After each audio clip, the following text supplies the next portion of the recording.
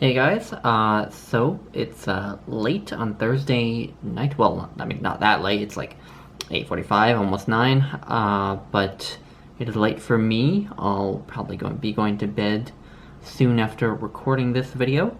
But I think I'll post it tomorrow morning.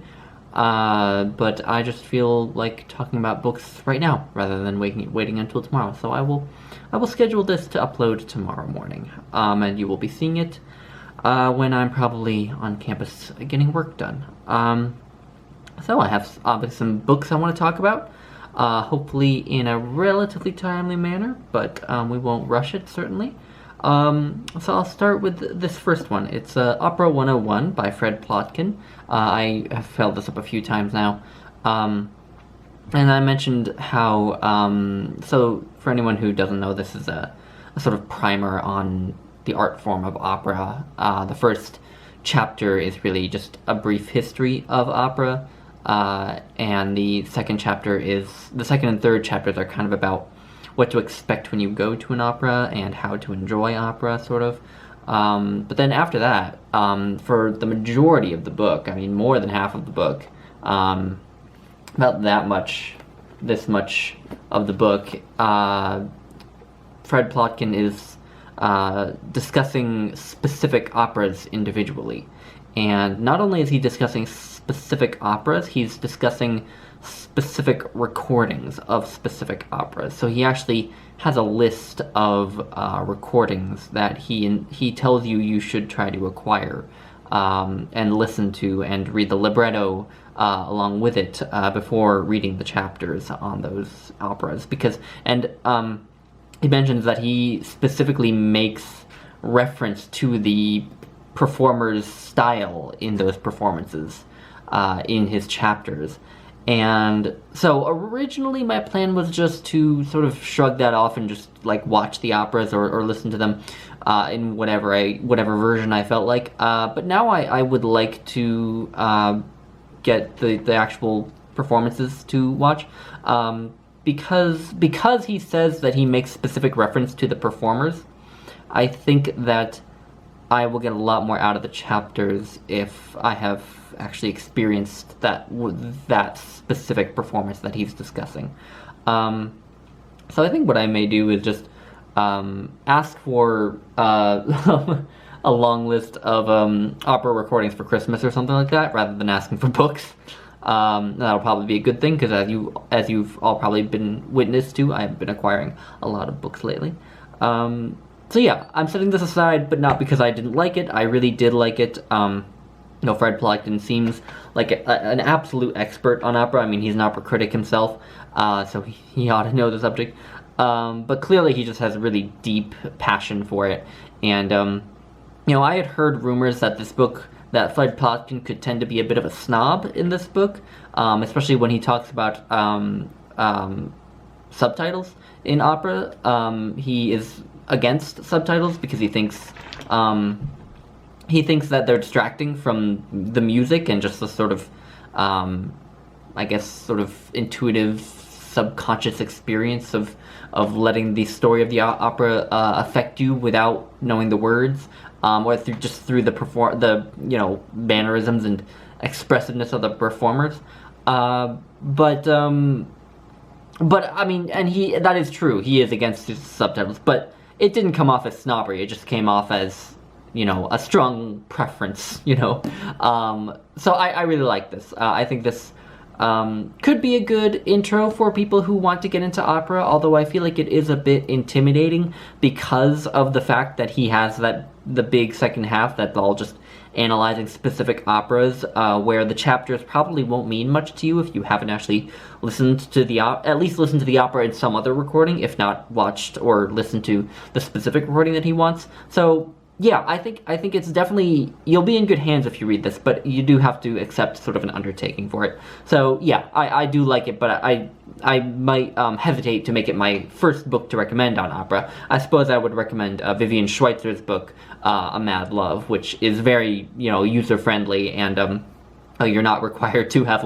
watched the opera. That book is specifically written for people who really know nothing about opera. So, Anyway, so that is Opera 101. I do like it. I will finish it, but just not at the moment. The next one is a book that I've decided to set aside without finishing, and I'm not entirely certain I will finish it. I think I will at least keep it, perhaps for reference, but it's What to Listen For in Music by Aaron Copland, which I also mentioned a couple weeks ago in a reading update. This book was good. It's well written. It's easy to read. If you know nothing about music, I think it would be a great introduction. However, for me, it's a bit basic. I don't hold myself in the slightest to be like super knowledgeable or any kind of aficionado on music by any stretch of the imagination. But even for me, this book was a little basic. Like there's a whole chapter on rhythm and a whole chapter on harmony, and a whole chapter.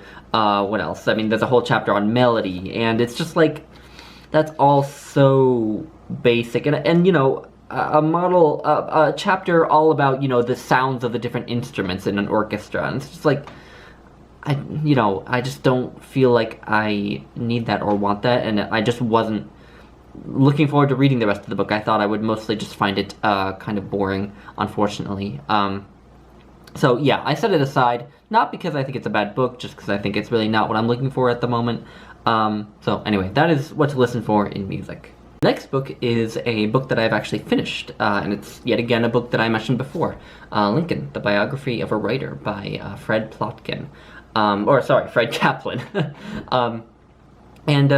Yeah, I talked about this. This is looking at Abraham Lincoln as a reader and as a writer, rather than as a politician or a president or just a man. It does look at him in those other aspects, but only peripherally. The central focus is the writing, and I really liked it. I really think it will appeal to bookish people who want to learn about Abraham Lincoln, because again, it's a lot about his reading and writing life.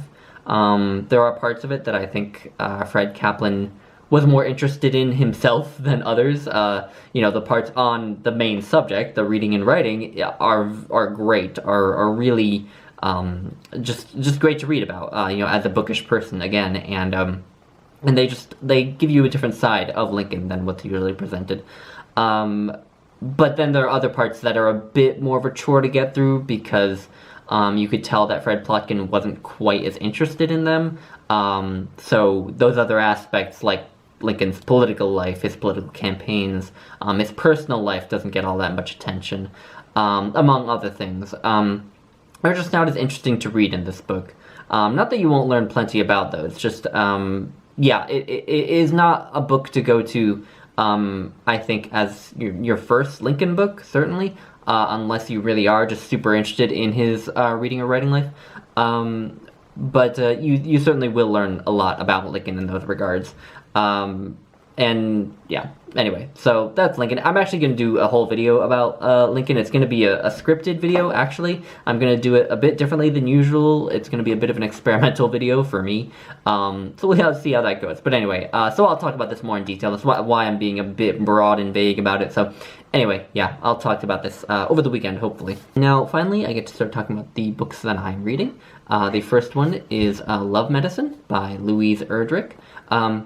This was published back in 1984, and it was reprinted in 1993 with some revisions by Erdrich, and then reprinted yet again in 2009 with even more revisions.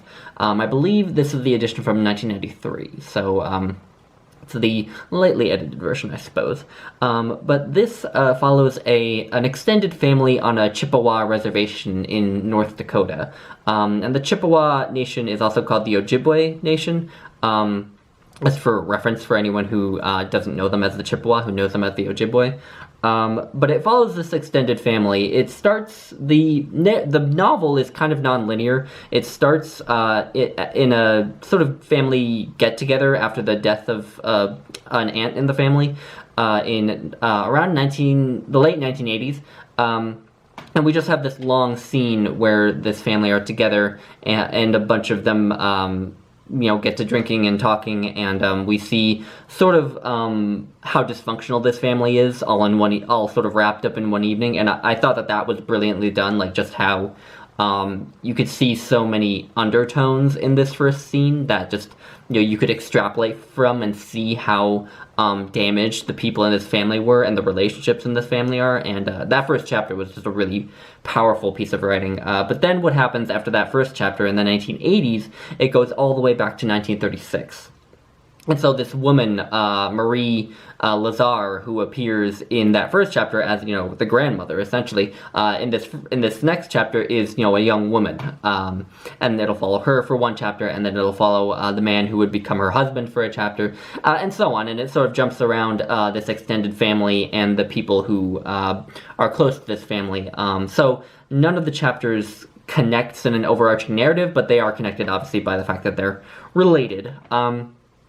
And it's slowly moving forward back to that first scene. Anyway, I'm really liking this. The thing I really like about this novel is its use of water imagery. I think it uses it very beautifully and very effectively. You see water sort of representing many different aspects of life. At one point, water is compared to sort of the withering of age. There's this motif of pebbles that get worn down by the waves of a lake slowly over time, where you can't see the withering, but it is happening. But then water is also associated with sort of life-giving. People will go into water and come out and be sort of given life again. And then at other times, it's a sign of struggle. There's another image of a person jumping into rapids in a river as a sort of sign of the struggle of life. And so I'm loving the use of water imagery. I do find some weak sentences in this book. It is a debut novel. It was Louise Erdrich's first novel. And so I'm wondering whether that's just a symptom of it being for her first novel, that sometimes the writing does get a bit heavy-handed, and that always sort of takes me out of the story, unfortunately, but it's a small criticism. One thing that she does that, any great fiction does, is it really makes you sympathize with characters who are flawed and make mistakes. These characters aren't as dislikable as some characters are in some stories, but they certainly are people who make mistakes, do wrong things, hurt people, but you still sympathize with them, and so I'm really liking that. And it's just solidifying my goal for the second half of the year, which is to read more fiction, especially more like contemporary fiction. I put quotes around that because for me, given what I tend to read, contemporary fiction is like fiction published after like 1900. But yeah, basically the second half of the year I want to read more 20th century and possibly 21st century novels. And just my enjoyment while reading this is sort of solidifying that goal. So hopefully you will be seeing more of that. And then lastly, the last book I'm reading is Dream Psychology by Sigmund Freud. This was published back in the 1920s first. I can't remember precisely when. 1920. Sorry. Published in 1920. Freud's seminal work, The Interpretation of Dreams, was published in 1900. And what dream psychology was supposed to do was it was supposed to provide the evidence for the theories that Freud put forth in The Interpretation of Dreams. Obviously he's interpreting a lot of dreams. He's sort of he gives you a lot of examples of dreams that people have had that he has analyzed in therapy, and how those, sort of prove his ideas of what dreams mean. And of course, for him, dreams are the expression of subconscious desires. Those desires are usually sexual in nature, because sexual desires are the most repressed desire among all human desires. It is the most excoriated one, the one that humans are told to suppress the most, and so they're the ones that tend to get expressed in dreams. So anyway, that's how Freud, of course, interprets them. Freud, you can't really take him that seriously in terms of the details of his theories. His theories were important in the development of psychology. He had this great insight that experiences early in your life do very much affect how you function later in life, and that was very important. The importance of the subconscious in people's everyday lives certainly is a great insight, because you know, much of our thinking on a daily basis is subconscious, because if we thought about every single thing in our lives consciously, we would go nuts. We would have so much to think about, we wouldn't be able to do anything. You know, it's like, you know, I don't know, it's like if I were thinking about moving my hands right now, would I be doing it? But he's interesting, I think, as a historical artifact, for one, but also for his influence on literature. I think he had a huge influence on literature. And you know, something that occurred to me today while I was reading this is that I think possibly the reason that is because so much of Freud's dream interpretation was based on symbols. What does a lake symbolize? What does walking into a lake symbolize? What does flying objects symbolize? And of course, they usually symbolize, you know, penises or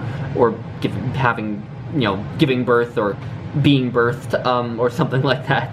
But still, I think his interpretations of dreams tend to be very sort of image laden, and I think that lends itself to writers who are always writing about these striking images, and so a lot of writers probably latched onto that aspect of Freud's theories and used them in their own writing to very compelling effect in many cases, even if I don't agree with the details of the theory.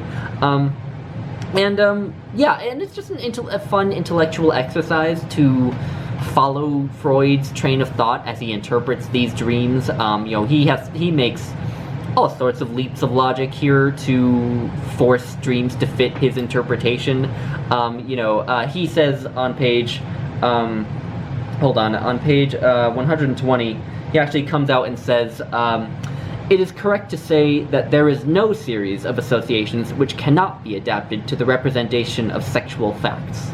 Well, of course, because he goes through all sorts of logical leaps to force a woman wanting to go have dinner with someone into meaning that she wants to sleep with another person's husband, you know? It's just, there's no rigor to the theory, you know? It's also based on just the analyst's subjective perspective, and not on any sort of objectively verified measures or anything like that. That it can't really be taken seriously, but it is interesting to follow him as he thinks about these things. I find it interesting and fun. And you know, I study psychology. I'm getting a PhD in social psychology, and we learn about Freud as a historical artifact, and we always learn about the critiques of Freud, and we learn about his theories as well as the critiques, of course. But I like the idea of going to his writing and just seeing all that for myself, seeing his theories as he wrote them, and coming to an extent to my own conclusions. I imagine my perspective on Freud won't change that much. I'm probably more sympathetic to him than some psychologists who don't even think you should read him. I think he's worth reading, obviously. But anyway, that's just a bit of a ramble on Freud. But anyway, I'm finding that very interesting, and that is what I have been reading this week. So anyway, I hope you all enjoyed. Do, as always, give me your thoughts if you have read any of these books, and I hope you all have a nice weekend, and I will probably be seeing you again this weekend, because I'll be making my video on Lincoln. So anyway, bye guys.